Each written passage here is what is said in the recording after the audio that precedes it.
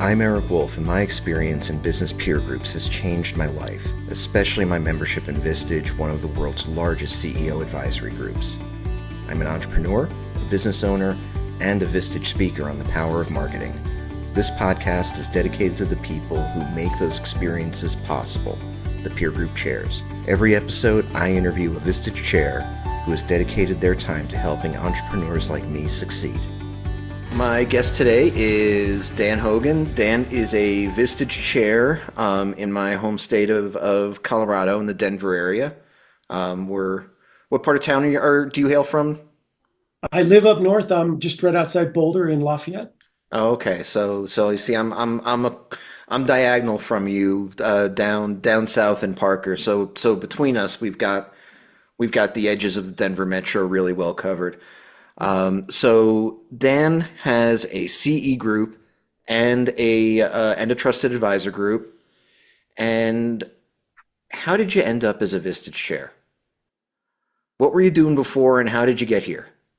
Yeah, I've spent the last 25 years leading teams in different organizations, from large companies like Granger and FedEx Kinko's to smaller companies like Chandra Restaurant Supply. That was about an $80 million company.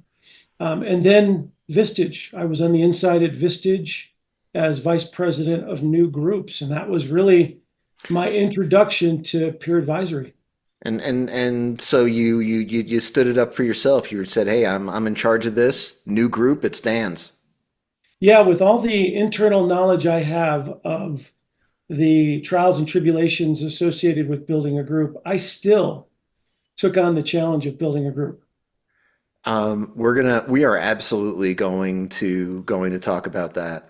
Sure. What was it like? So what was your, because you're one of the few chairs that I know that actually came from inside of Vistage.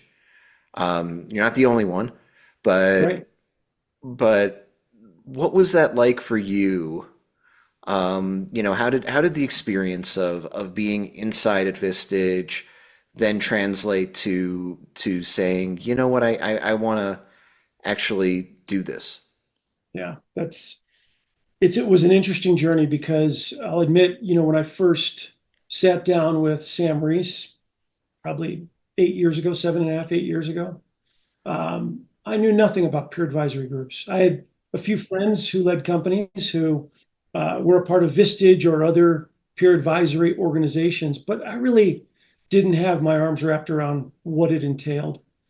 I joined Vistage and spent 5 years on the inside as VP of new groups, and helped somewhere around, I think it was just under 400 chairs launch their groups. So I had a really good knowledge of what it took to build a group. At least I thought. Right. What I didn't really comprehend was the difficulties one encounters when they're up against the ropes, up against, a timeline to build a group. Every chair has their runway of, I need to get it off the ground and launched, in 6 months or 9 months or whatever it might be. So I had a really good understanding of what it took, and watched chairs build their groups pre-pandemic, as well as ramped up, my team to be able to support chairs in their build during the pandemic, which was an interesting transition from face to face to 100% Zoom. And so I had a feel for, all the dynamics that were associated with it. But through that journey, Eric, I really fell in love with what we do. I really did. When I look at chairing a group of leaders and helping them with the difficulties they encounter, be it personal or business, or oftentimes they're tied together, I fell in love with the idea of helping people become better versions of themselves. And the idea, I steal a quote from Bob Dabbick, another chair who I have a lot of respect for. Bob used to say that we take CEOs and turn them into human beings. And that's truly, one of the things that we do is we help them become better versions of themselves. I think that's a really nice way of saying it. Yeah. What was, if you don't mind describe, so because you were a member of the Vistage Inside group, which is a different sort of experience than being in an actual, Vistage chief executive group or trusted advisor group. What was that experience like for you as a member? Yeah, the Vistage Inside Group is an interesting concept. It still leans on the same tools and principles of, we're trying to become better leaders and really work with our own internal groups better. This was a layer of vice presidents through Vistage who were a part of this group. We had various chairs. The most recent one was Don Meyer. But I really one of the things that I pulled away from that was how curiosity plays into the role of a chair. With it really doesn't matter what level in a company someone is, whether they're a CEO or in a Vistage emerging leaders group. Curiosity plays a very important role. And what I mean by that is, Don's ability to be curious about, what I needed to do to be successful, what was getting in my way, and then helping me come up with ideas was enlightening to me. Don really helped the new group's team accomplish hitting a number in the post-pandemic era that we didn't think was really expected during all that trauma. And that's an amazing achievement, by the way. Yeah. So then, as you made your transition from being on the inside with Vistage, being a Vistage employee, to saying I'm going to start my own group now. You mentioned that you had the game plan in your head of how you thought it was going to go. What was the biggest thing that you had to deal with that you weren't expecting? Yeah, the overcoming, I throughout my career, in various sales positions, I was always able to deal with no. Somebody saying no to you never really pushed me back. But this was a little more personal. When they really didn't, a leader maybe didn't give you the time to get to know you personally, understand what you're doing, and they just, put up that stop sign. That was one of those things that did get in my way. I came up with my own ways of dealing with it, but the reality of picking up the phone and just calling someone you don't know can sometimes be intimidating to Right. people. And of course, unlike when you might have been working at Kinko's or wherever, you weren't part of the product. Right. I am the product right now. You've got Vistage behind you, so it's not all you, but somebody has to be bought into you in order to buy into that group, and that's got to be a really, really hard shift. Mhm. It is, and that's exactly right. It's not all me. As a matter of fact, I'm a firm believer that people, as long as they can accept me and then get to know the group, in the end, members stay because of the group members, not because of a chair. Typically, they become bonded with and rely on that support from the other members, and that's why they stick with a group. Right, 100%. Um, when uh, when you so you started your group, and which was your first group? Was it your CE group? It was. There was some recognition that I was also at the same time haphazardly connecting with people that would be good trusted advisor members. And so, yes, my first group was my CE group, and I co-chair that group with Karen Kemerling. And we launched that group. And, Karen and I I mean, shout out to her. She's been a great partner. We both play off each other really well. I believe it's a 1+1 is 3 scenario. Our members are probably getting a lot more value, I think, than members of other groups because of the co-chairing scenario.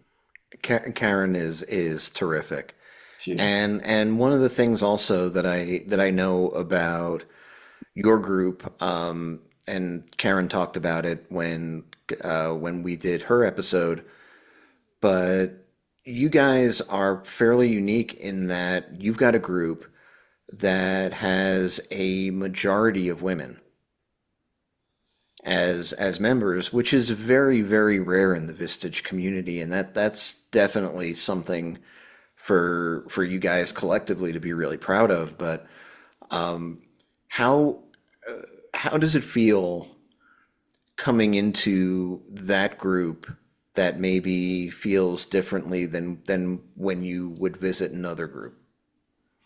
That's a great recognition. And, diversity or diverse perspective is at the core of Vistage's value proposition.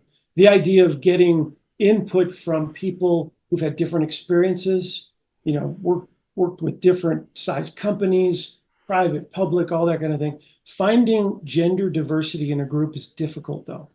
And It yes, really we've is. achieved that. Yeah.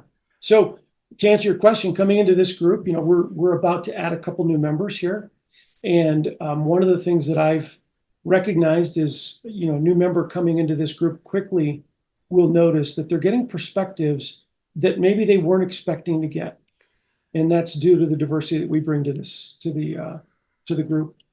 And you can't understate the importance of it or the uniqueness of it, because I think that Vistage, universally in the way that they've appealed to folks, I think that they've done very, very well at bringing that diversity of experience, and that you're gonna any Vistage group that you walk into, there's going to be at least one business that maybe you didn't even know existed Oh before yeah. you walked in. Like, oh my God, that's a thing that somebody actually does and earns an executive level living at. I had no idea. Yeah. And so Vistage has been really great, I think, at finding those types of people and bringing them into the fold with us. But in terms of what most of us think of as diversity, Vistage historically hasn't done as well. And so when you've got somebody that's like hitting it like that and actually being able to bring that to the table, that's really, really outstanding. Yeah. Thank you. Thank you. And then take it a step further. As co-chairs, Karen and I represent very different backgrounds as well as the gender diversity there too. So the diverse perspective is all over our group. Absolutely. Absolutely. Um, I would be absolutely remiss because you put it in your bio, and I have to know what lessons beekeeping what beekeeping lessons can be brought to bear on an executive. Well, I knew you were going to bring it up, so I did actually brush up on some of my thoughts on that. And there's a lot of things that are really well aligned between the colony of bees, of honeybees, and how it operates with how we as humans operate too, as well as Vistage groups. And I'll point to one that I think is really important, and that is, the idea of sustainability with the way that bees contribute to the world. This is something that a lot of people don't even know. 33% of our food is impacted by bees. And it's all due to the fact that they go out and in great numbers can pollinate and help, the plants that sustain us grow better. I look at a Vistage group and the leaders that we work with as the same way. The way that they go back to their companies with principles and practices that can be applied to them and shared with their leaders in their organization. And if I could use the beekeeping term, pollinate, Right. the rest of the population, and then hopefully those good practices and positive things can be going home with those individuals as well. They go home and take it home, and it applies to their family or their community or a group they're involved with or a church. And it's that spreading of good that's out there with bees as well as with our individual members of our groups. And I've got another something that just kind of popped into my head as you were talking, that of course bees have this enormous impact, Oh yeah. and and most of us don't know that or appreciate it or take the time to make those connections. We've got a an economy in this country that is very, very dependent on the small and mid-sized business, and very often now there are exceptions to the rule, but the majority of your Vistage membership are people who are far, far removed from the Fortune 1000, and there isn't a recognition. Everybody is interested in hearing what Coca-Cola is doing, and what Elon Musk is doing, and all of his various ventures. But what's going on in our communities? What's going on with the small business? And in Vistage, we see that, and we interact with that in a way that that is invisible to a lot of people in the country. And so that just kind of popped out at me. It's not a fully formed idea, but Sure. it's something popped out at me while you were talking. We're as Vistage people, we are, we aren't seen in the same light as our big business um, colleagues. Right. But the importance, Eric, like you pointed out, it's really the small and medium-sized business that is the core of our communities that are out there. How many people are personally reliant on those small and medium-sized businesses to be thriving as well? To align that with, the honeybee colony, the importance of every individual bee in there with their own role is something that I would probably align that with, because the importance of everyone doing their own part and being Right. able to, keep up with what their job is, their role is as a, cog in the big machine. It's really important. And when there's a breakdown, we see the effects of that in the economy. What is in your groups, um, what are the what are the types of issues that you guys process that really you're like, we're gonna fix this? What are the issues that you feel like, oh man, I can really bring something to this? You know, I've thought about this, and I think back on our last couple of meetings, something that comes up quite often is a leader's inability to make a really important decision. Mm, So it's not necessarily a business issue as much as it is they become stuck. They become stuck with their own view of, if I make this investment, if I make this organizational change, it's going to ruin my business. Or the view of me is going to be negative by my employees. I'm going to be viewed as a poor leader or whatever. What it does is it slows down the decision process for that leader, sometimes even puts them into a decision paralysis where they struggle with even making that decision. So in our group, and this has happened a couple times recently, where there's a big decision that needs to be made. And they don't necessarily, as a leader, they don't necessarily need solutions as much as they need confirmation that what they're doing is the right thing, or confirmation that it'll work. how do you then go about taking somebody who is an executive and is a leader, and I think this is a situation that a lot of us that have been in these positions are going to be familiar with. How do you go about giving that leader permission to make a decision that is important, but for one reason or another is frightening or uncomfortable? So there's a couple of things I'll reference. Number one, Vistage issue processing, which is really one of the lifebloods of what we do. The way we dissect an issue, get to the core of the issue, and then come up with suggestions is something I think that's really important. But the individual themselves, they need to show up. As you know, Eric, a good member is a member that can be vulnerable. They Mm-hmm. can, share openly, and they trust the people around them that what they're about to share, may become emotional. It may become Right. really core to their being, and they're going to share it though. And if they're a good member and they can really be transparent about the reality of what they're dealing with, Yep. that's when it can really open up the group to, first of all, be empathetic to their situation, and help them process and think about the different things that affect it, but then also give suggestions and even, like I said earlier, permission or confirmation that a certain Right. direction they're taking their business is the right way to go.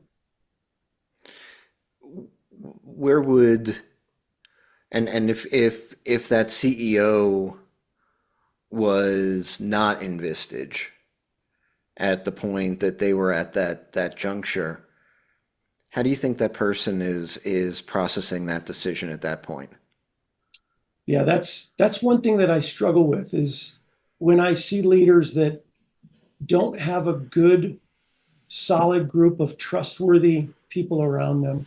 They end up either, trying to deal with it on their own, not dealing with it at all, or possibly leaning on people in their organization. And, I think that's one that you're going to get biased input from within your own organization based on what's good for the individual Right. versus, a Vistage group where they're going to be more unbiased about, hey, it's not going to affect me, but here's what I would do.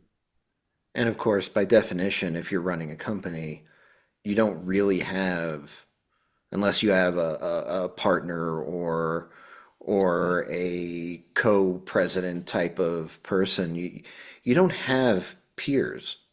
that's right. And so how do you have folks that are going to talk to you in the way that you need as that executive in your own organization? Yeah. If you had that person sitting across from you now and they were thinking, is this something that I should do? Is a peer group a good idea for me, or this is a scary thing? If somebody was on the fence about whether or not they should be looking at something like Vistage, what would you tell them? Yeah, that's a great question. First of all, I want to point out that not everybody's a good fit for Vistage. I think that's all. I would also agree with that. Yeah, there's certain people out there that, may come with a level of confidence or, lack of the ability to be vulnerable that don't make a good member. So, with somebody who I felt would make a good member, Eric, I would probably, ask them about some of their previous decisions they've made that maybe didn't go well, and, what led them to that decision to begin with. And then, transition that to, I love asking the question, what would you ask of a group of unbiased executives Right. who you trusted and had a confidential environment? What would you ask of them relative to that problem? Because that's when they go, oh my gosh, I would ask so many things, to have sort of a sounding board. And that's when the aha moment sort of goes off for them. And they're like, oh, now I understand where this could fit into my strategy Right. in helping me with my business. What's the best way for folks to get in touch with you if they have questions about Vistage, if they want to say hi to you, if they have questions about your group, or groups? What's the best way for somebody to get in touch with you? Yes, right now LinkedIn is such a great tool. They can find me on LinkedIn. I'm hoping we'll be able to drop a link in the comments. I'm just the sort of guy that can arrange that. That's right. But I certainly, my phone number is on my LinkedIn profile. I've got a link to my Calendly, Cool. so people can book time with me. To be honest, I love just talking to people, whether this is a fit or not. I like to learn about other people and, see what makes them tick. And if there's a good fit there, they can come and attend a meeting and see what it's like and see if that's the right move for them. Awesome. Yeah. Well, hey, thank you so much for being my guest today. I really enjoyed it. And Dan, I appreciate you. Thanks, Eric. Thanks for listening to this episode of ChairWaves. You can subscribe to our feed using Spotify, Apple Podcasts, or your platform of choice. You can also visit ChairWaves.com for more information. ChairWaves is hosted and produced by me, Eric Wolf, and to connect with me, you can visit my website at ewolf.live. That's EWOLF.live. And a disclaimer, while I love Vistage and CEO peer groups, this podcast is not owned by or affiliated with Vistage or any other peer organization. Thanks for listening.